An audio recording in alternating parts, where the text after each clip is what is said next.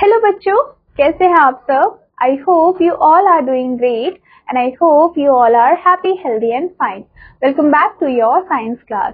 So bachcho, in today's class we are going to start with our new chapter, which is chapter number 5, and the title of the chapter is physical and chemical changes. So आज के chapter में हम देखने वाले हैं कि physical and chemical changes कैसे होते हैं. So let's start with the chapter.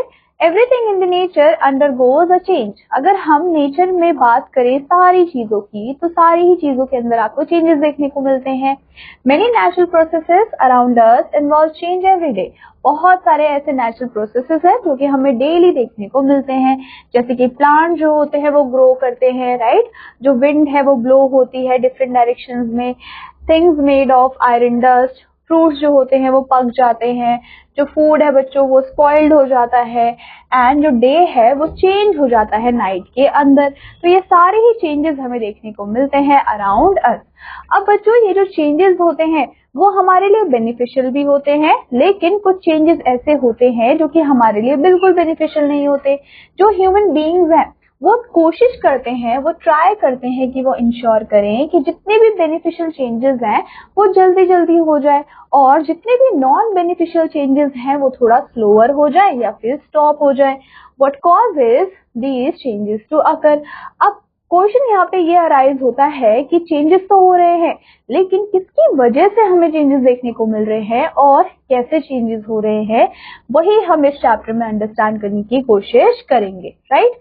तो सबसे पहले आपको यहाँ पे न्यू टर्म्स गिवन है. आपको अच्छे से इन टर्म्स को पढ़ना है, because these are the terms which we are going to use in the whole chapter, right. So let's start with the chapter. Changes take place yielding a new and fruitful product. अब बच्चों, जो changes होते हैं उसकी वजह से क्या होता है, हमें एक फ्रूटफुल प्रोडक्ट देखने को मिलता है.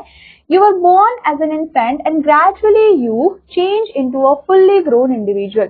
अब जब हम पैदा हुए थे तब तो हम छोटे थे, हम बेबी थे, हम इन्फेंट थे. फिर हम धीरे धीरे ग्रो हुए हैं और हम फुल्ली ग्रोन इंडिविजुअल बन गए हैं. जो सीजन्स होते हैं बच्चों वो भी चेंज होते हैं और हमें ढेर सारे अलग अलग फूड क्रॉप्स देते हैं और अदर बेनिफिट्स भी देते हैं. लेकिन कुछ चेंजेस ऐसे होते हैं जो परमानेंट होते हैं. फॉर एग्जाम्पल, मैं पहले छोटी थी, मैं अब बड़ी हो गई. क्या मैं वापस छोटी हो सकती हूँ? मैं नहीं हो सकती, राइट. तो ये जो चेंजेस हुए हैं वो परमानेंट चेंजेस है, राइट. एंड हम इसको वापस रिट्रेस नहीं कर सकते, जबकि कुछ चेंजेस ऐसे होते हैं जो कि टेम्परेरी होते हैं और हम उसको वापस रिवर्स करके पहले वाली स्टेट में ला सकते हैं. Water from wells, seas, oceans from water vapour which condense to form clouds and come down and rain. So आपने अपने प्रीवियस क्लासेस में पढ़ा होगा कि जितना भी वाटर होता है आपके सीज में, आपके ओशंस में, होता क्या है कि वो वाटर फॉर्म करता है वाटर वेपर को, और वो वाटर वेपर क्या होता है, कंडेंस होता है और वो फॉर्म करता है क्लाउड्स को. अब क्लाउड्स में होता क्या है, जैसे ही क्लाउड हैवी हो जाते हैं, जैसे ही रेन ड्रॉपलेट्स आपस में मिलते हैं और बिग ड्रॉपलेट को बनाते हैं, तो क्या होता है, वो जो क्लाउड्स हैं वो नीचे बरसने लगते हैं इन the form of rain, right. तो such changes are said to be physical changes. अब ऐसे चेंजेस को हमने क्या बोला कि ये जो चेंजेस हमें देखने को मिल रहे हैं वो फिजिकल चेंजेस है. And while if we burn magnesium ribbon we will observe dazzling white light. जब भी हम बर्न करते हैं किसको बच्चों, मैग्नीशियम रिबन को, तो हमें एक बहुत ही dazzling white light दिखाई देती है. And with the formation of magnesium oxide, और क्या फॉर्म होता है, मैग्नीशियम ऑक्साइड फॉर्म होता है, बट इसको हम कन्वर्ट वापस नहीं कर सकते मैग्नीशियम में. तो हम क्या बोल सकते हैं कि जो केमिकल चेंज है जो हमें देखने को मिल रहा है वो हमारा कैसा है बच्चों, इरिवर्सिबल है. जो परमानेंट चेंजेस होते हैं उसको हम क्लासिफाई करते हैं एज केमिकल चेंजेस, एंड जो भी टेम्परेरी चेंजेस होते हैं वो आपके फिजिकल चेंजेस होते हैं, राइट. तो ये आपको याद रखना है. तो हमने क्या बोला कि जितने भी हमारे परमानेंट चेंजेस है, राइट, वो आपके क्या है बच्चों, केमिकल, और जितने भी आपके टेम्परेरी चेंजेस है वो क्या है बच्चों, आपके फिजिकल चेंज है. सो सबसे पहले हम बात करेंगे फिजिकल चेंजेस की. तो फिजिकल चेंज क्या है बच्चों आपका, ये आपका टेम्परेरी चेंज होता है in which only the physical properties of a substance are change. इसमें होता क्या है कि सिर्फ जो फिजिकल प्रॉपर्टी होती है किसी भी सब्सटेंस की वही चेंज होती है। एंड ऑन रिवर्सिंग और removing the cause of the change, जैसे ही हम क्या करते हैं, रिमूव कर देते हैं या फिर रिवर्स कर देते हैं जो भी कॉज था उस चेंज का, तो होता क्या है कि वो अपनी ओरिजिनल फॉर्म को वापस रीगेन कर लेता है। So a physical change is a change in shape, size, color और state। तो फिजिकल चेंज को हम क्या बोल सकते हैं कि यहाँ पे चेंजेस हमें देखने को मिल रहे हैं किसमें, आपके शेप में, साइज में, कलर में, स्टेट में, ये सारे ही आपके एग्जाम्पल्स है बच्चों फिजिकल चेंजेस के। कुछ एग्जाम्पल्स यहाँ पे आपको गिवन है अगेन फिजिकल चेंजेस के। सबसे पहले हम देखेंगे change of state. So change of state in water is a physical change। अगर हम क्या करते हैं, वाटर के स्टेट में चेंज करते हैं तो वो हमारा फिजिकल चेंज होता है, जिसमें कि अगर हम हीट करते हैं, राइट, हमने क्या लिया, आइस लिया, आइस को हमने हीट किया, हीट करने पे क्या होगा, जो आइस है वो मेल्ट हो जाएगा, पिघल जाएगा एंड वो इवेपोरेट हो जाएगा, राइट। जैसे ही आप कूल करते हो वाटर वेपर को to form water and further cooling water freezes to form ice. अब जैसे हमने क्या किया, वाटर वेपर को थोड़ा कूल कर दिया, राइट, कूल कर दिया तो वो वाटर फॉर्म हो गया। उसके बाद हमने फर्दर कूलिंग करी तो वापस क्या हो गया बच्चों, आइस फॉर्म हो गया। तो हमने आइस को मेल्ट किया और हमने वापस ही आइस को बना दिया। तो ये क्या है बच्चों, ये हमारा रिवर्सिबल चेंज होता है and where the form of water changes on reversing the conditions. तो हम क्या बोल सकते हैं, चेंज ऑफ स्टेट। तो चेंज ऑफ स्टेट क्या है बच्चों आपका, फिजिकल है, राइट। देन आता है put on a electric lamp. So जो बल्ब होता है वो ग्लो करता है, right, put it off the glow disappear. अगर आप बल्ब को खोलते हैं तो बल्ब जल जाता है, ग्लो करता है, लेकिन आप स्विच को ऑफ कर देते हो तो जो ग्लो है वो डिसअपियर हो जाता है। अगेन जब आप स्विच को ऑन करते हो तो वापस बल्ब जल जाता है। तो ये जो प्रोसेस है ये कैसा है बच्चों, ये फिजिकल चेंज है या फिर फिजिकल प्रोसेस है, जिसमें कि हम क्या कर रहे हैं, हम उसकी स्टेट को चेंज तो कर रहे हैं लेकिन हम उसकी प्री स्टेट में वापस उसको लेके आ सकते हैं। अगेन यहाँ पे आपको दो एक्टिविटी गिवन है। अगर आपको इफेक्ट देखना है इलेक्ट्रिक करंट का on the filament of electric bulb and heater, आप ये एक्टिविटी को परफॉर्म कर सकते हो in your school with the help of your teacher. Now coming to the third one which is the making mixture is a physical change. तो अगर हम sugar या फिर सॉल्ट की बात करते हैं, it can be obtained back from the solution, which means कि जो शुगर एंड सॉल्ट है इसको हम वापस ऑब्टेन कर सकते हैं सॉल्यूशन से। अगर हम मिक्स करते हैं आयरन फिलिंग को विद सल्फर और सैंड, तो ये क्या करता है, ये एक मिक्सचर को फॉर्म करता है which iron filings can be separated from the sulphur, जिसमें कि हम क्या कर सकते हैं, आयरन फिलिंग्स को सेपरेट कर सकते हैं सल्फर से। तो हमने क्या किया, हमने यहाँ पे making mixture is a physical change, मतलब कि जब भी हम मिक्सचर को बनाते हैं तो वो क्या होता है, वो हमारा फिजिकल चेंज होता है। Now coming to the next one which is chemical changes. अब केमिकल चेंजेस क्या होते हैं, so a chemical change is that which matter undergoes a change to produce a new substance।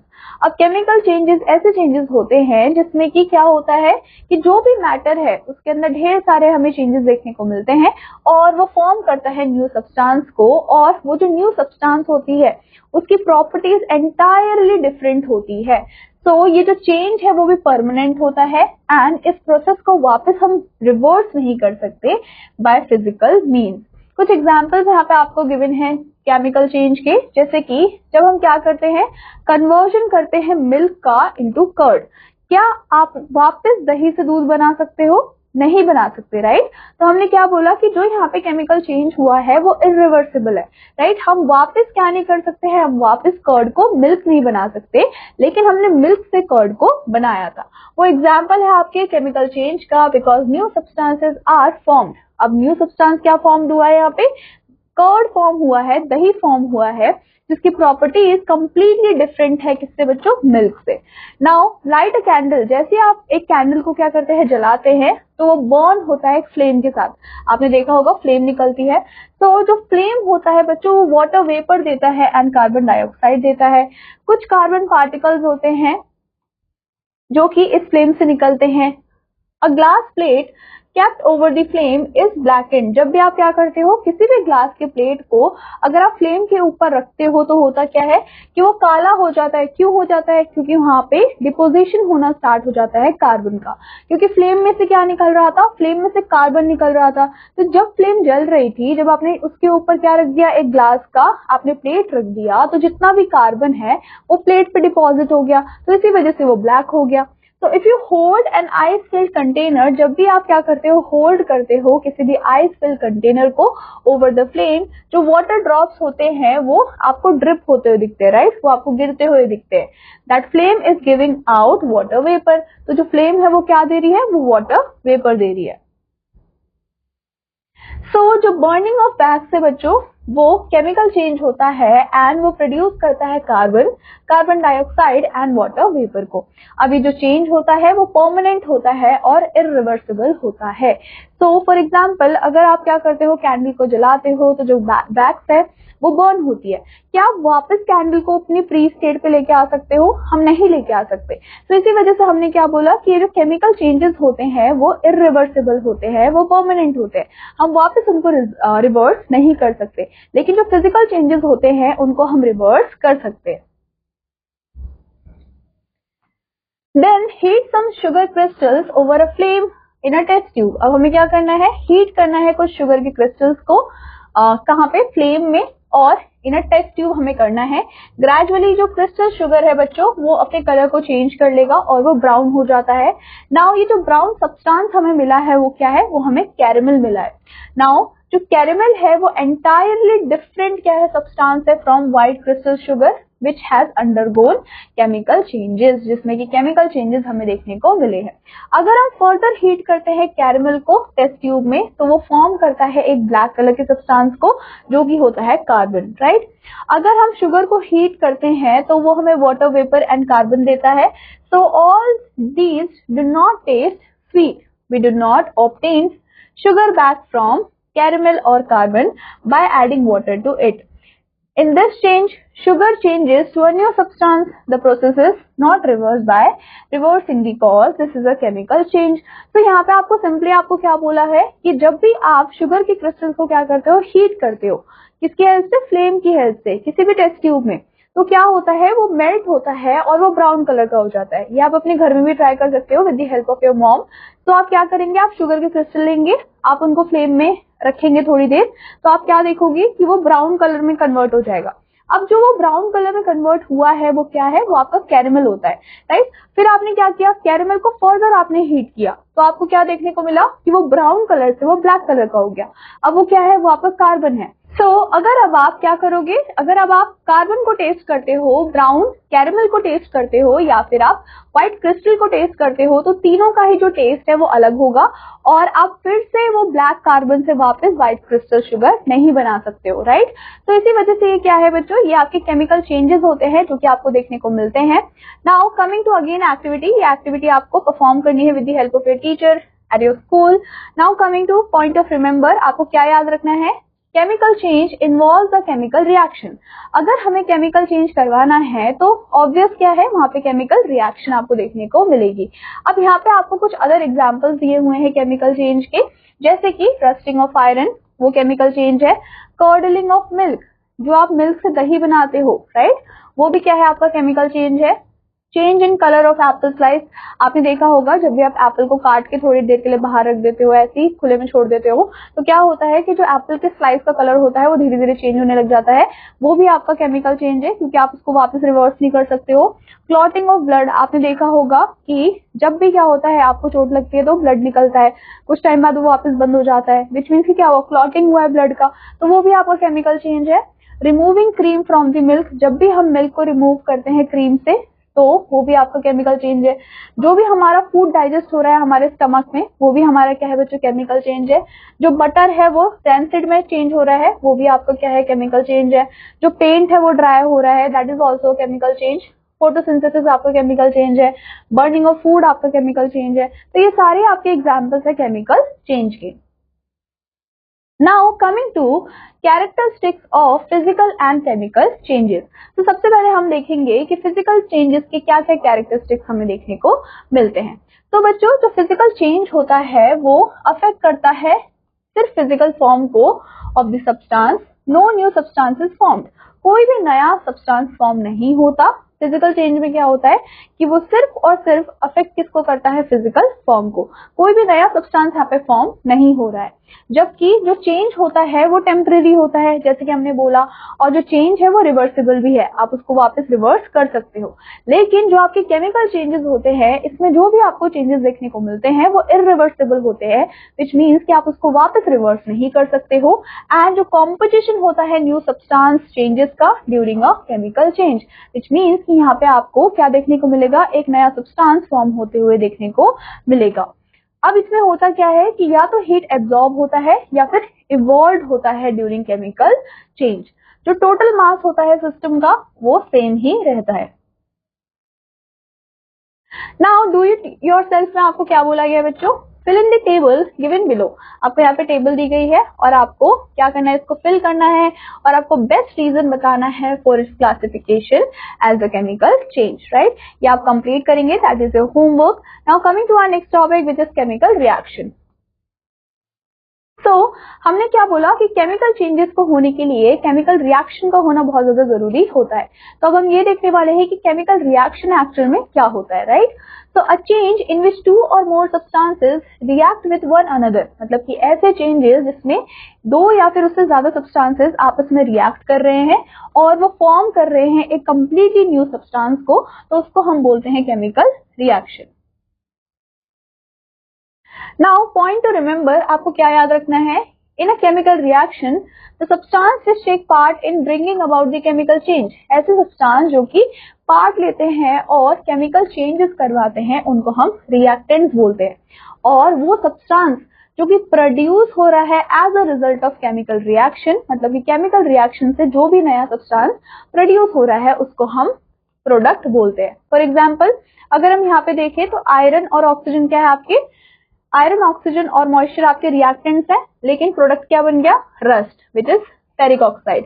तो रिएक्टेंट्स क्या है बच्चों, रिएक्टेंट्स ऐसे सब्सटेंस है जो कि केमिकल चेंजेस को करवा रहे हैं, जबकि प्रोडक्ट क्या है, रिजल्ट है हमारे केमिकल रिएक्शन का। सो जो केमिकल रिएक्शंस होते हैं वो हमारे अराउंड हमें बहुत ज्यादा देखने को मिलते हैं, जैसे कि burning of fuel, cooking of food, rusting of iron, digestion of food, photosynthesis etcetera. ये सारे हमारे केमिकल चेंजेस होते हैं एंड ये सारी ऐसे प्रोसेस है जहाँ पे केमिकल रिएक्शंस हमें देखने को मिल रहे हैं एंड एक सब्सटेंस फॉर्म हो रहा है, राइट। एंड केमिकली हम बोल सकते हैं कि जो भी सब्सटेंस है वो ट्रांसफॉर्म हो रहा है। Now coming to what are the characteristics of chemical reaction. Chemical reaction के क्या क्या कैरेक्टरिस्टिक्स होते हैं। तो बच्चों यहाँ पे आपको कुछ इंडिकेटर्स कैरेक्टरिस्टिक्स दिए हुए हैं केमिकल रिएक्शन के, जैसे कि evolution of gas, change in colour, formation of precipitate, energy change या फिर transfer of energy, change of state. ये सारे ही आपके कैरेक्टरिस्टिक्स होते हैं किसके बच्चों, केमिकल रिएक्शन के। सबसे पहले हम देखेंगे evolution of gas. During a chemical reaction जो गैस होता है बच्चों वो इवॉल्व होता है if one of the reactant is liquid और इन सॉल्यूशन फॉर्म। अब बच्चों एवोल्यूशन ऑफ गैस कब होता है, वो तब होगा जब आपका क्या है, केमिकल रिएक्शन तो चल रहा है लेकिन जो आपका रिएक्टेंट है, राइट, ये जो आपका रिएक्टेंट है वो आपका लिक्विड या फिर सॉल्यूशन फॉर्म में है। तो हमें एवोल्यूशन ऑफ गैस देखने को मिलेगा which is effervescent, which means bubbling in the liquid. और हमें कैसे देखने को मिलता है, अगर आप देखोगे तो जब भी आप क्या करते हो, लिक्विड को बॉयल करते हो, राइट, तो आपको क्या देखने को मिलते हैं, बबलिंग देखने को मिलते हैं, राइट। अगर हमें एवोल्यूशन ऑफ गैस को शो करना है तो आपको एक एरो का यूज करना पड़ेगा और ये जो एरो है ये पॉइंट करेगा अपवर्ड्स की तरफ। When a metal react with an acid, hydrogen gases is evolved. तो बच्चों जब भी कोई एक मेटल क्या करता है, फॉर एग्जाम्पल यहाँ पे हमने मेटल लिया जिंक और मेटल का रिएक्शन किसके साथ करवाया, एसिड के साथ, फॉर एग्जाम्पल सल्फ्यूरिक एसिड, तो हमें क्या मिलेगा, हमें हाइड्रोजन गैस मिलेगा। जैसे कि आप यहाँ पे देख सकते हैं हमें क्या मिला बच्चों, हमें हाइड्रोजन गैस मिली और साथ में जिंक सल्फेट भी मिला। जब हम सोडियम नाइट्रेट को देखते हैं तो बच्चों और हम इस सोडियम नाइट्रेट को बहुत ही स्ट्रांगली हीट करते हैं तो कार्बन डाइऑक्साइड गैस इवॉल्व होती है, जैसे कि आप यहाँ पे देख सकते हैं। सो बच्चों, जब हम कैल्शियम कार्बोनेट को क्या करते हैं, हीट करते हैं, तो हमें क्या मिलता है, हमें यहाँ पे कार्बन डाइऑक्साइड गैस इवॉल्व होते हुए दिखती है। Now coming to change in colour, अगर हम कलर इन चेंज की बात करते हैं तो one of the products form during a chemical reaction में हैव अ डिफरेंट कलर। तो अगर हम क्या देखें कि जो भी हमारे रिएक्टेंट से उनका कलर अलग है, तो हमें जो भी अलग सब्सटेंस फॉर्म हुआ है, विच मीन्स कि प्रोडक्ट जो फॉर्म हुआ है उसका कलर हमें अलग देखने को मिलेगा। इन सच केस जो चेंज इन कलर है बच्चों, वो कंपेन करता है केमिकल रिएक्शन को।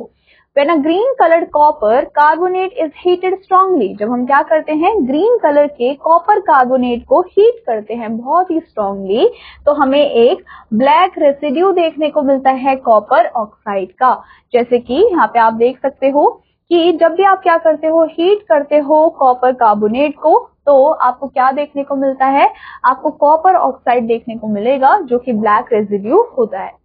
वैसे ही अगर आप रेड लेड ऑक्साइड को हीट करते हो तो ये आपको ऑक्सीजन देता है and changes chemically into yellow lead monoxide. तो ये आपको क्या देता है, जब भी आप रेड लेड ऑक्साइड को क्या करते हो, हीट करते हो, राइट, जो कि आपका सिंदूर होता है, तो जब भी आप इसको हीट करते हो तो आपको येलो कलर का लेड मोनोऑक्साइड देखने को मिलेगा। Then we have formation of precipitate. जो केमिकल रिएक्शंस होते हैं उसमें प्रेसिपिटेट भी फॉर्म होता है। So when two chemicals normally in solution form react and insoluble substances form. तो बच्चों होता क्या है कि नॉर्मली जब दो जो केमिकल्स हैं और वो नॉर्मली किस में है, सॉल्यूशन में है, from react and insoluble substance है वो फॉर्म होता है, तो ये सेटल डाउन हो जाता है किसकी तरह, प्रेसिपिटेट की तरह। तो जितना भी इनसॉल्युबल सब्सटेंस है वो धीरे धीरे नीचे बैठ जाएगा और वो प्रेसिपिटेट हो जाएगा। तो जो कलर होता है प्रेसिपिटेट का वो डिपेंड करता है कि कलर क्या है इनसॉल्युबल कंपाउंड का, विच मीन्स कि जो भी आपने कंपाउंड यूज किया है अगर वो कंपाउंड इनसॉल्युबल है तो उसके कलर पे डिपेंड करता है कि जो भी हमारा प्रेसिपिटेट है उसका कलर क्या होगा। जो फॉर्मेशन होता है प्रेसिपिटेट का in a chemical reaction, it is shown by arrow putting downwards. तो बच्चों जब भी हमें प्रेसिपिटेट का फॉर्मेशन शो करना होता है तो हम एरो का यूज करते हैं, लेकिन वो जो एरो होता है वो डाउनवर्ड होता है, राइट, क्योंकि जो अपवर्ड एरो होता था वो हम किस में यूज करते थे, एवोल्यूशन ऑफ गैस में। तो यहाँ पे आपको क्या बोला गया है, जब हम हाइड्रोजन सल्फाइड गैस को पास करते हैं into the blue solution of copper sulphate, तो हमें ब्लैक कलर का प्रेसिपिटेट देखने को मिलता है कॉपर सल्फाइड का, जो कि फॉर्म होता है, जैसे कि आप यहाँ पे देख सकते हैं। तो यहाँ पे हमने क्या किया, कॉपर सल्फेट का और हाइड्रोजन सल्फाइड का रिएक्शन करवाया, तो हमें क्या देखने को मिल गया, हमें ब्लैक कलर का कॉपर सल्फाइड देखने को मिल गया, जबकि जो कॉपर सल्फेट था ये ब्लू कलर का था, लेकिन जो हमें प्रेसिपिटेट मिला वो किस कलर का मिला बच्चों, ये हमें ब्लैक कलर का मिला, राइट। तो बच्चों किस पे डिपेंड करता है, इनसॉल्युबल कंपाउंड पे डिपेंड करता है कि आपका प्रेसिपिटेट का कलर क्या होने वाला है। वैसे ही जब हम सॉल्यूशन लेते हैं सिल्वर नाइट्रेट का जो कि कलरलेस होता है, और जब हम उसको मिक्स करते हैं सोडियम क्लोराइड के सॉल्यूशन के साथ, तो आपको व्हाइट प्रेसिपिटेट देखने को मिलता है सिल्वर क्लोराइड का, जो कि फॉर्म होता है। तो हमने क्या बोला कि ये जो हमारा सिल्वर नाइट्रेट है ये तो हमारा बिल्कुल क्या है, बिल्कुल कलरलेस है, इसमें कोई कलर ही नहीं है, लेकिन हमें क्या देखने को मिला, हमें यहाँ पे जो प्रेसिपिटेट फॉर्म हुआ है विच इज सिल्वर क्लोराइड, वो कैसे कलर का है, वो व्हाइट कलर का है। Then we have energy change और ट्रांसफर ऑफ एनर्जी। अब हम देखेंगे कि एनर्जी चेंज कैसे होगी या फिर जो एनर्जी ट्रांसफर है वो कैसे होगी। इन सर्टेन केमिकल रिएक्शन जो फॉर्म होता है एनर्जी का वो चेंज होता है और वो ट्रांसफर हो जाता है प्रोडक्ट्स में, या फिर वो रिलीज हो जाता है in the form of heat. Example of change in the form of energy is photosynthesis. सबसे बेस्ट एग्जाम्पल है फोटोसिंथेसिस का। तो बच्चों फोटोसिंथेसिस हमें ग्रीन प्लांट्स में देखने को मिलता है, एंड ये जो प्लांट्स होते हैं वो यूज करते हैं सनलाइट एनर्जी को, और सनलाइट एनर्जी को ये लोग चेंज कर देते हैं केमिकल एनर्जी के अंदर, एंड वो स्टोर भी करते हैं जो भी उन्होंने फूड प्रोड्यूस किया होता है उसको। तो यहाँ पे हमने क्या देखा कि जो भी सनलाइट एनर्जी है उसको हमने केमिकल एनर्जी में ट्रांसफर कर दिया। तो हम यहाँ पे क्या बोल सकते हैं कि आपका कार्बन डाइऑक्साइड है, ये वाटर है, क्लोरोफिल प्रेजेंट होता है, ये आपकी लाइट एनर्जी है, राइट। तो हमारे पास क्या बन गया, glucose, oxygen and water vapour बन जाता है, राइट। ये फोटोसिंथेसिस का क्या है बच्चों, केमिकल इक्वेशन है। तो हमने क्या देखा कि जो भी हमारी सनलाइट एनर्जी थी, जो कि आपकी लाइट एनर्जी है, वो कन्वर्ट हो गई है किसमें बच्चों, केमिकल एनर्जी में। अगेन यहाँ पे आपको एक एक्टिविटी दी हुई है, ये एक्टिविटी आप घर पे परफॉर्म कर सकते हो, इवन अपने किसके साथ, टीचर के साथ भी परफॉर्म कर सकते हो in your school. So during the reaction जो एनर्जी है in the form of heat वो रिलीज होती है या फिर एब्जॉर्ब होती है। तो these are the following two types of chemical reaction. तो यहाँ पे आपको दो टाइप के केमिकल रिएक्शन दिए गए हैं, क्योंकि हमने क्या बोला कि रिएक्शन के टाइम पे जो भी एनर्जी है बच्चों इन द फॉर्म ऑफ हीट या तो वो एब्जॉर्ब होती है या फिर वो रिलीज होती है। तो सबसे पहले हम देखेंगे कि एक्सोथर्मिक रिएक्शन क्या होता है, right. So those reactions during which heat is release, ऐसे रिएक्शन जिसमें कि हीट जो है वो रिलीज हो रही है उसको हम एक्सोथर्मिक रिएक्शन बोलते हैं। Now to show the release of energy plus heat is written on right hand side of the equation. तो बच्चों जब भी हमें क्या दिखाना होता है कि हमें रिलीज देखने को मिल रहा है किसका, हीट का, तो उसको शो करने के लिए हम क्या करते हैं, हम एनर्जी प्लस हीट लिखते हैं। और कहाँ पे लिखते हैं, right hand side of the equation. जैसे कि आप यहाँ पे देख सकते हो, this is the right hand side of the equation. तो हमने क्या किया है, हमने प्लस हीट लिख दिया ताकि हमें ये पता लग जाए कि यहाँ पे क्या हुआ है, जो एनर्जी है वो रिलीज हुई है, जो हीट है वो रिलीज हुई है। तो ऐसे रिएक्शन जिसमें हीट रिलीज होते हैं उसको हम एक्सोथर्मिक रिएक्शन बोलते हैं। So when water is added to quick lime, जब हम क्या करते हैं, वाटर को ऐड करते हैं क्विक लाइम में। अभी क्विक लाइम क्या है आपका, कैल्शियम ऑक्साइड है। तो जो हीट है वो इवॉल्व होता है एंड जो वाटर होता है बच्चों वो बहुत ज्यादा गर्म हो जाता है, हॉट हो जाता है। तो जैसे कि आप यहाँ पे देख सकते हो कि हमने कैल्शियम ऑक्साइड लिया, हमने रिएक्ट करवाया वाटर के साथ, तो हमारे पास कैल्शियम हाइड्रोक्साइड आ गया और हीट यहाँ पे रिलीज हो गई। तो जितने भी आपके बर्निंग रिएक्शंस होते हैं वो सारे ही आपके एक्सोथर्मिक होते हैं, विच मीन्स कि सारे आपके बर्निंग रिएक्शन से जो हीट है वो रिलीज होती है। The second one we have is endothermic reaction. तो बच्चों ऐसे रिएक्शन जिसमें कि जो हीट है वो एब्जॉर्ब होती है, यहाँ पे रिलीज नहीं हो रही है हीट, यहाँ पे एब्जॉर्ब हो रही है। And to show the absorption of heat हम क्या करते हैं, either plus heat is written on the left hand side of the equation या फिर हम माइनस हीट लिखते हैं राइट साइड। तो अगर आपको एंडोथर्मिक रिएक्शन को दिखाना है और आपको ये बताना है कि जो हीट है वो एब्जॉर्ब हुई है, तो आप क्या कर सकते हो, आप सिंपली जो लेफ्ट साइड है या तो आप उसमें प्लस हीट लिख दीजिए, अगर आपको राइट साइड लिखना है तो आपको माइनस हीट लिखना पड़ेगा। So that is how you can write endothermic reaction. तो जब भी हम क्या करते हैं, कार्बन एंड सल्फर को हीट करते हैं तो वो रिएक्ट करते हैं और वो कार्बन डाइसल्फाइड को फॉर्म करते हैं। तो इसमें जो हीट है वो एब्जॉर्ब हो रही है इन द रिएक्शन। सो हम सिंपली क्या करने वाले हैं, यहाँ पे बच्चों प्रिंटिंग मिस्टेक है, यहाँ पे हम बोलेंगे माइनस हीट, क्योंकि हमने इसको राइट हैंड साइड लिखा है, तो हमें क्या करना पड़ेगा, हमें माइनस हीट लिखना पड़ेगा, विच मीन्स कि जो हीट है वो यहाँ पे एब्जॉर्ब हो रही है। Then we have change of state. So in some chemical reaction there is a change in physical state. तो होता क्या है कि कुछ केमिकल रिएक्शन में जो फिजिकल स्टेट है वो भी चेंज हो जाता है। एंड अगर हमें ये चेंजेस को शो करने हैं तो हमें क्या करना पड़ेगा, हमें S को यूज करना पड़ेगा फॉर सॉलिड, L को फॉर लिक्विड, G को for gas and AQ for aqueous.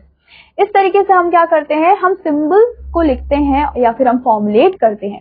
For example जब भी हमें इलेक्ट्रोलाइसिस देखने को मिलता है वाटर का, तो उसकी वजह से हमें हाइड्रोजन एंड ऑक्सीजन गैसेस देखने को मिलती है। तो हमने क्या देखा, हमने यहाँ पे वाटर को लिखा, वाटर क्या था बच्चों आपका, लिक्विड था, तो हमने इसलिए यहाँ पे L लिख दिया। वैसे ही अगर यहाँ पे हमें मिला हाइड्रोजन, तो हाइड्रोजन क्या आपका गैस है, तो हमने G लिख दिया। ऑक्सीजन क्या आपका G है, तो अगेन आपने गैस लिख दिया। तो आपको सॉलिड के लिए S का यूज करना है, लिक्विड के लिए L का यूज करना है और गैस के लिए आपको G का यूज करना है और एक्विस सॉल्यूशन के लिए आपको AQ का यूज करना होता है।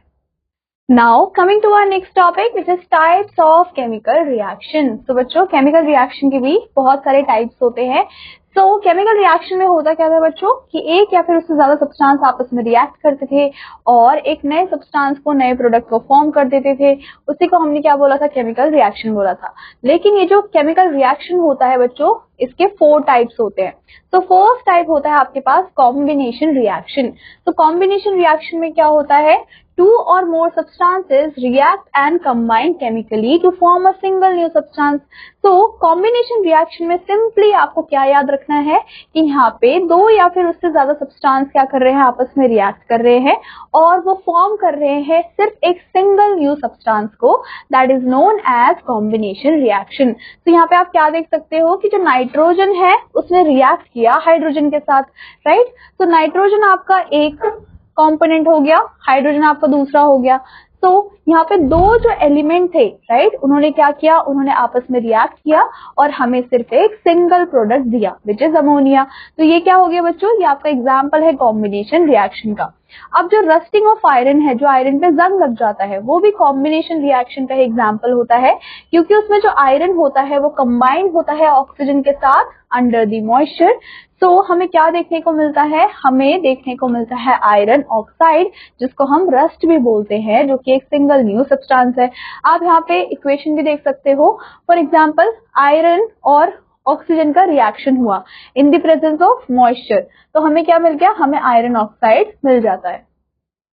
The second one we have is decomposition reaction.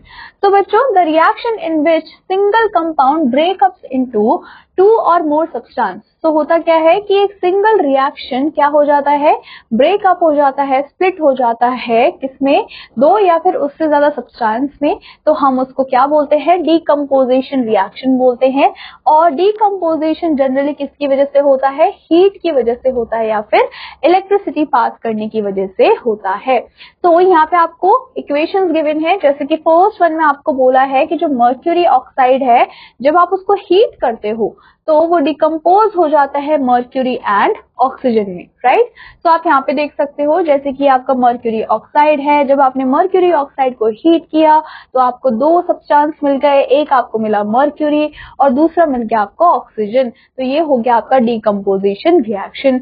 वैसे ही जब आप कॉपर कार्बोनेट को हीट करते हो तो आपको क्या मिलता है, आपको मिलता है copper oxide and carbon dioxide, जो कि अगेन क्या है, आपके दो कॉम्पोनेंट है. तो जब एक कॉम्पोनेंट से, एक सब्सटेंस से क्या होता है बच्चों, जब हम उसको हीट देते हैं या फिर इलेक्ट्रिसिटी पास करवाते हैं, उसकी वजह से वो स्प्लिट हो जाते हैं दो सब्सटेंस के अंदर और हमें दो नए प्रोडक्ट मिलते हैं फ्रॉम अ सिंगल सब्सटेंस और रिएक्टेंट. उसको हम क्या बोलते हैं, उसको हम डीकम्पोजिशन रिएक्शन बोलते हैं. Then we have displacement reaction. तो in this type of reaction, जो एक एलिमेंट है वो रिप्लेस करता है दूसरे एलिमेंट को in a compound.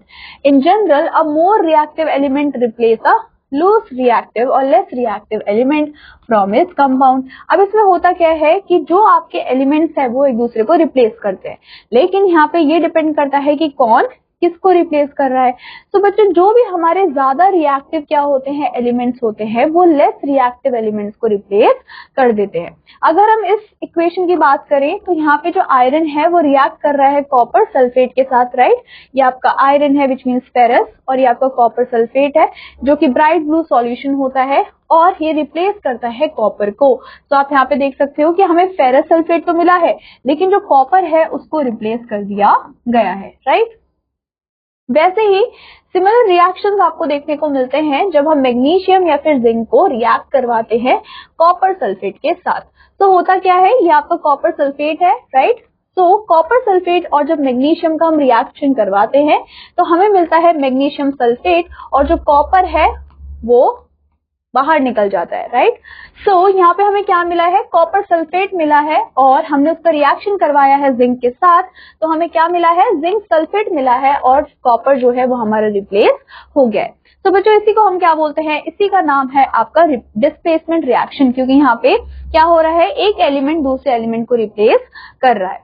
Now coming to the last one which is double decomposition reaction. तो इसमें क्या होता है, A reaction in which the cations and the anions are exchanged. ऐसा रिएक्शन जिसमें कि जो cations और anions होते हैं वो रिप्लेस हो जाते हैं, वो एक्सचेंज हो जाते हैं, उसी को हम डबल डिकम्पोजिशन रिएक्शन बोलते हैं. जैसे कि यहाँ पे हमने क्या लिया, सिल्वर नाइट्रेट लिया, यहाँ पे हमने सोडियम क्लोराइड लिया, लेकिन हमें मिला क्या, सिल्वर क्लोराइड, राइट, और सोडियम नाइट्रेट। तो यहाँ पे जो सिल्वर है उसको क्या मिल गया, क्लोराइड मिल गया, और नाइट्रेट को सोडियम मिल गया। तो हमारे पास क्या मिल गया बच्चों, सिल्वर क्लोराइड और सोडियम नाइट्रेट। तो यहाँ पे क्या हुआ कि जो कैटायंस और एनायंस थे वो आपस में एक्सचेंज हो गए, राइट। वैसे अगर हम बेरियम क्लोराइड की बात करें या फिर सोडियम सल्फेट की बात करें तो यहाँ पे भी क्या हो जाएगा बच्चों, यहाँ पे कैटायंस और एनायंस एक्सचेंज हो जाएंगे। तो हमारे पास क्या फॉर्म हो जाएगा, बेरियम सल्फेट और sodium chloride, right, barium sulphate sodium chloride, ये फॉर्म हो जाएगा। तो इसी को हम क्या बोलते हैं, डबल डीकंपोजिशन रिएक्शन हम बोलते हैं। तो अगेन आपको यहाँ पे एक एक्टिविटी गिवन है, ये एक्टिविटी आपको परफॉर्म करनी है in your school with the help of your teacher. Coming to our next topic which is neutralisation reaction. तो न्यूट्रलाइजेशन रिएक्शन क्या होता है, जैसे कि मैंने आपको एसिड बेस के चैप्टर में भी पढ़ाया था कि जब भी कोई एसिड और बेस आपस में रिएक्ट करते हैं तो वो फॉर्म करते हैं सॉल्ट एंड वाटर को, और यहाँ पे जो एसिड है वो न्यूट्रलाइज हो जाता है। तो उसी रिएक्शन को हम क्या बोलते हैं, न्यूट्रलाइजेशन रिएक्शन बोलते हैं, राइट। तो अगर हम इन रिएक्शंस को देखें तो सबसे पहले हम एसिड को ले लेंगे। तो एसिड है आपका HCl which is your hydrochloric acid. हमने उसका रिएक्शन करवाया है बेस के साथ। अब यहाँ पे बेस क्या है, सोडियम हाइड्रोक्साइड। तो जब एसिड और बेस का क्या होता है बच्चों, रिएक्शन होता है तो हमें सॉल्ट और वाटर मिलता है। तो सॉल्ट हमें यहाँ पे क्या मिला है, common salt which is NaCl, जो कि आप डेली खाते भी हो, एंड हमें मिला है water, right, which is H2O। वैसे ही जब हम सल्फ्यूरिक एसिड का रिएक्शन करवाते हैं सोडियम हाइड्रोक्साइड के साथ तो हमें क्या मिलता है, अगेन हमें सॉल्ट एंड वाटर मिलेगा, लेकिन यहाँ पे हमें सॉल्ट मिलता है सोडियम सल्फेट, और यहाँ पे हमें water which is your H2O, ये हमें मिलता है। तो न्यूट्रलाइजेशन रिएक्शन में होता क्या है बच्चों कि जो एसिड और बेस होते हैं वो साथ में रिएक्ट करते हैं और वो सॉल्ट एंड वाटर को फॉर्म करते हैं, राइट। सिंपली क्या कर रहे हैं, सॉल्ट एंड वाटर को यहाँ पे फॉर्म करते हैं, उसी को हम बोलते हैं neutralisation reaction. Now coming to rusting of iron. So बच्चों आपको याद रखना है कि जो आयरन होता है वो हमारा स्ट्रॉन्गेस्ट मेटल होता है जिसमें आपको हाई टेंसाइल स्ट्रेंथ देखने को मिलती है विथ वन डिसएडवांटेज। लेकिन इसका क्या है, एक डिसएडवांटेज भी है कि जो मेटल होता है उसके अंदर हमें ढेर सारा कोरोजन देखने को मिलता है जो कि बहुत इजीली लग जाता है, राइट। जैसे कि रस्टिंग ऑफ आयरन हो जाता है, राइट। तो यहाँ पे देख सकते हो कि जो भी कोरोजन हो रहा है किसका, आयरन का, उसी को हम रस्टिंग के नाम से जानते हैं।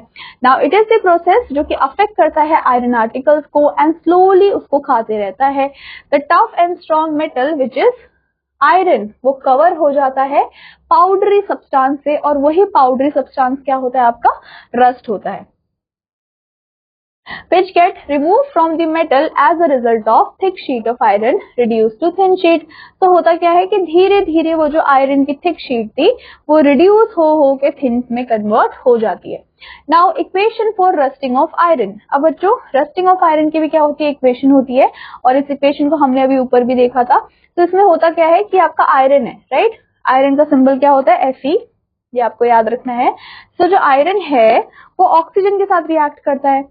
तो आयरन ने क्या किया, ऑक्सीजन के साथ रिएक्ट किया in the presence of moisture, और मॉइस्चर यहाँ पे क्या है, वाटर। तो हमें क्या मिला, हमें मिला हाइड्रेटेड आयरन ऑक्साइड जो कि होता है आपका rust. So for rusting presence of oxygen and water और वाटर वेपर इज एसेंशियल। अगर रस्टिंग करवाना है तो ऑक्सीजन का होना और वाटर या फिर वाटर वेपर का होना बहुत ज्यादा एसेंशियल होता है। If the moisture content is more, अगर मॉइस्चर का कंटेंट और ज्यादा है तो उसकी वजह से और ज्यादा रस्टिंग हमें देखने को मिलती है। देन बच्चों अगेन आपको यहाँ पे एक एक्टिविटी गिवन है, यहाँ पे आपको शो किया हुआ है रस्टिंग ऑफ आयरन। हमने सिंपल सा क्या किया है, 3 टेस्ट ट्यूब लिए हैं A, B और C, ठीक है। टेस्ट ट्यूब A में हमने क्या किया है, हमने 20 ml बॉइल्ड वाटर रखा है, फिर हमने ड्रॉप किया है एक आयरन नेल को जैसे कि आप देख सकते हो, एंड हमने ऐड किया है यहाँ पे 5 ml ऑफ ऑयल। अब जो बॉइल्ड वाटर है बच्चों उसके अंदर कोई भी एयर नहीं है, एंड सेकेंड लेयर जो ऑयल की है वो कट ऑफ कर रहा है पूरे ऑक्सीजन सप्लाई को। वैसे ही अगर हम टेस्ट ट्यूब B को देखें तो हमने पोर किया है 20 ml ऑफ ऑर्डिनरी वाटर को, फिर हमने उसके ऊपर जो आयरन का नेल है उसको ड्रॉप कर दिया है, उसको ऐसे ही छोड़ दिया है। तो जो वाटर है इन दिस टेस्ट ट्यूब उसमें डिसॉल्व एयर प्रेजेंट है। फिर हमने टेस्ट ट्यूब C लिया, हमने क्या किया, इसमें सीधा आयरन नेल डाल दिया एम्प्टी टेस्ट ट्यूब में, फिर हमने बहुत ही कम एनहाइड्रस कैल्शियम क्लोराइड रखा ताकि वो एब्जॉर्ब कर ले जो भी वाटर वेपर प्रेजेंट है उसको, एंड कवर कर दिया उसको कॉटन प्लग से। फिर हमने उन तीनों टेस्ट ट्यूब को कुछ दिनों के लिए छोड़ दिया, राइट।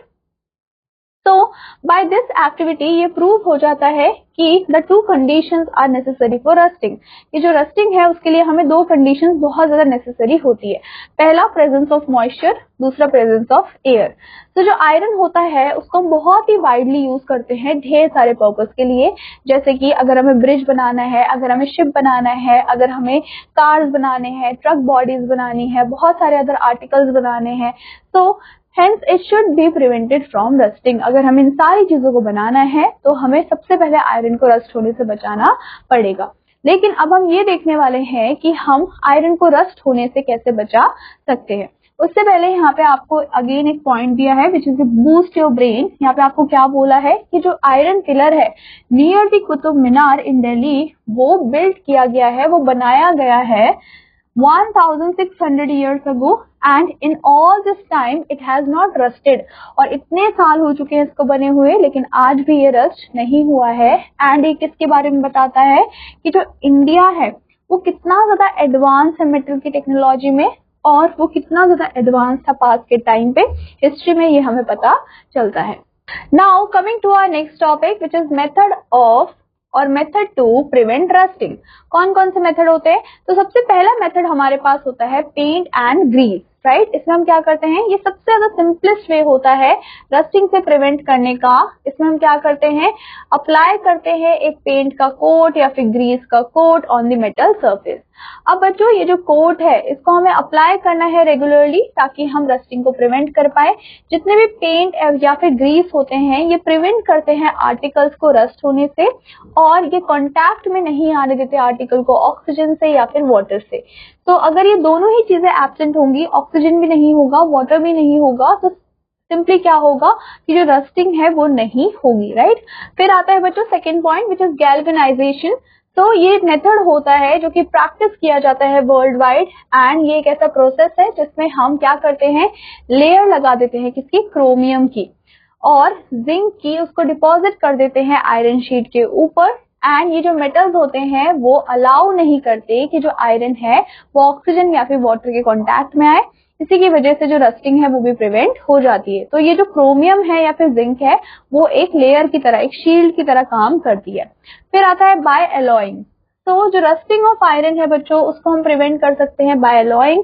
जो आयरन है उसको मिक्स किया जाता है अदर एलिमेंट्स के साथ। अदर एलिमेंट्स कौन कौन से हो सकते हैं, जैसे कि क्रोमियम, निकल, मैग्नीज, कार्बन, जो कि इनहांस करते हैं आयरन की प्रॉपर्टीज को। And as a result it does not undergo rusting so soon. और हमें रिजल्ट में क्या देखने को मिलता है कि इतनी जल्दी हमारे आयरन पे रस्ट नहीं लगता। फॉर एग्जाम्पल जो स्टेनलेस स्टील है बच्चों वो किससे बना होता है, वो आयरन से ही बना होता है, लेकिन उसमें रस्टिंग लगती है, जल्दी नहीं लगती है क्योंकि हमने उस पर क्या किया हुआ है, अलॉय किया हुआ है। Then we have salt and sea water. तो बच्चों जो सी का वाटर होता है वो सलाइन होता है, ये आप सबको पता है क्योंकि सी वाटर में सॉल्ट होता है। इन एडिशन टू सॉल्ट आपको सी वाटर में ढेर सारी इम्प्योरिटीज भी देखने को मिलती है, राइट। अब ये जो सैलिनिटी है और ये जो इम्प्योरिटीज है वही हमारे सी वाटर को अनफिट बनाती है ह्यूमन कंजप्शन के लिए, विच मीन्स कि हम जो सी वाटर है उसको कंज्यूम नहीं कर सकते।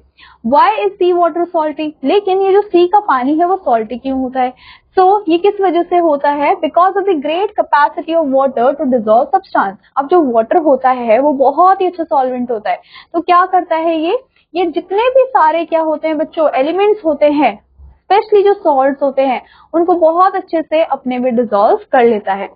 अब तो जो वाटर होता है ये हमारा सबसे बेस्ट सॉल्वेंट होता है जो कि हमें अर्थ में देखने को मिलता है।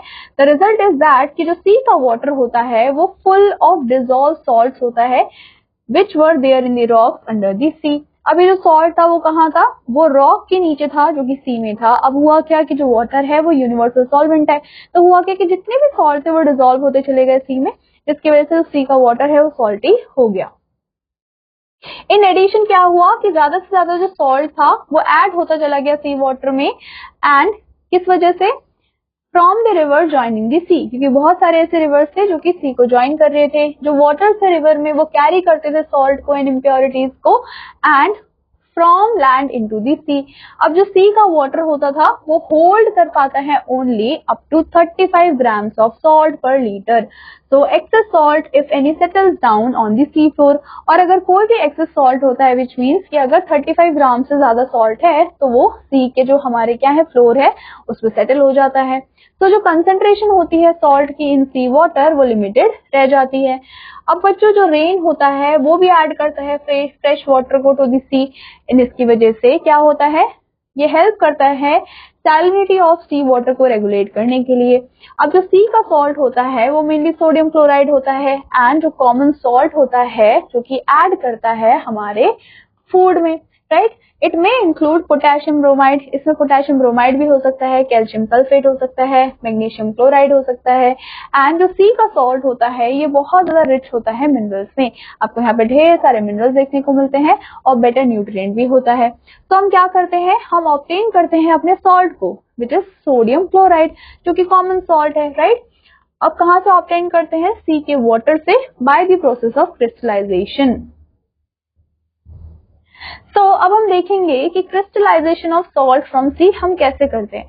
तो क्रिस्टलाइजेशन होता क्या है बच्चों, ये प्रोसेस होता है जिसमें कि हम लार्ज क्रिस्टल्स को ऑब्टेन करते हैं pure substance from a concentrated solution, उसी को हम क्या बोलते हैं, क्रिस्टलाइजेशन बोलते हैं। Salt dissolve in water form solution, जब भी क्या होता है सॉल्ट हमारा डिजोल्व होता है वाटर में तो आपका क्या बन जाता है, वो आपका सॉल्यूशन बन जाता है, क्योंकि आपका जो वाटर है वो सॉल्वेंट है, तो सॉल्ट है वो सॉल्यूट है, तो जब सॉल्यूट और सॉल्वेंट मिक्स होंगे तो वो सॉल्यूशन ही बनाएंगे। तो वैसे ही यहाँ पे जो सॉल्ट है बच्चों वो डिजोल्व हुआ है वाटर में और उसने फॉर्म किया है सॉल्यूशन को। अब जो सॉल्ट होल्डिंग कैपेसिटी होती है वाटर की वो काफी ज्यादा लिमिटेड होती है और जैसे ये लिमिट रीच कर देता है तो जो हम सॉल्यूशन है उसको क्या बोल सकते हैं कि जो सॉल्यूशन है वो सैचुरेटेड हो गया है, विच मीन्स कि जितनी उसके अंदर कैपेसिटी थी सॉल्ट को डिजोल्व करने की वो कर चुका है, अब वो नहीं कर सकता। तो जो हमारा सॉल्यूशन है वो हमारा सैचुरेटेड है। तो जो एक्सेस सॉल्ट है अगर वो हम सेपरेट करते हैं सैचुरेटेड सॉल्यूशन से इन the form of salt crystal, तो इन दिस प्रोसेस होता क्या है कि जो सी का वाटर है उसको हम कलेक्ट करते हैं शैलो पिट से विच मीन सॉल्ट पैन से अलोंग द सी कोस्ट। अब जो वाटर होता है पैन्स में उसको एक्सपोज किया जाता है ब्रीज से एंड हीट से जो कि सन से आती है। अब ये हेल्प करता है रैपिड इवेपोरेशन ऑफ वाटर में, वाटर का बहुत जल्दी इवेपोरेशन हो जाता है एंड जो सॉल्यूशन है बच्चों वो सुपर सैचुरेटेड हो जाता है एंड जो भी एक्सेस सॉल्ट होता है from the super saturated solution वो क्या करता है, वो सॉल्ट क्रस्ट को फॉर्म करता है। अब जो सॉल्ट के क्रिस्टल्स होते हैं वो फॉर्म हो जाते हैं एंड उसमें ढेर सारी इम्प्योरिटीज होती हैं, तो इसी वजह से हम सॉल्ट को कलेक्ट करते हैं क्रस्ट से, फिर उसके बाद उसको ट्रीट करते हैं सो दैट कि हमें जो इम्प्योर सॉल्ट है उसमें से प्योर सॉल्ट मिल जाए। एंड इसको किससे किया जाता है, by dissolving salt in fresh water, हम सॉल्ट को डिजोल्व करते हैं फ्रेश वाटर में, फिल्टर करते हैं, सेपरेट आउट करते हैं इम्प्योरिटीज को, फिर उसके बाद हम ड्राई कर देते हैं वाटर को, किसकी हेल्प से, इवेपोरेशन की हेल्प से, सो दैट कि हमें क्रिस्टल्स मिल पाए क्लीन सॉल्ट के। Then we have evaporation and crystallisation. तो बच्चों जो प्रोसेस होता है क्रिस्टलाइजेशन का एज डिस्क्राइब्ड अबव, जैसे कि मैंने आपको बताया कि हम क्या करते हैं, हम सॉल्ट को ऑब्टेन करते हैं from the sea, is also employed for the separation of water soluble substance. अब जो सॉल्ट है उसको सेपरेट किया जाता है from the water by the process of evaporation, जैसे कि मैंने आपको बताया। फॉर दिस पर्पज हम क्या करते हैं, सी वाटर को कलेक्ट करते हैं शैलो पॉन्ड से एंड उसके बाद हम वाटर को अलाउ करते हैं कि वो इवेपोरेट हो जाए by the heat of the sun, that the left behind is salt, और जो भी हमारे पास लास्ट में बच जाता है वो हमारा नमक होता है। अगेन आपको यहाँ पे एक एक्टिविटी गिवन है, ये एक्टिविटी आपको परफॉर्म करनी है with your teacher, right, in your lab. Now coming to summing up. तो बच्चों आज की क्लास में हमने क्या पढ़ा, हमने पढ़ा कि जो प्रॉपर्टीज होती है जैसे कि shape, size, colour, state of substance, इनको हम फिजिकल प्रॉपर्टीज बोलते हैं। जो फिजिकल चेंज होता है it is not accompanied by any energy change. A change in which one or more new substances form, ऐसा change जिसमें एक या फिर उससे ज्यादा substance form हो रहे हैं उसको हम chemical change बोलते हैं। Heat, light और any other radiations वो evolve हो सकते हैं and absorb हो सकते हैं during chemical change।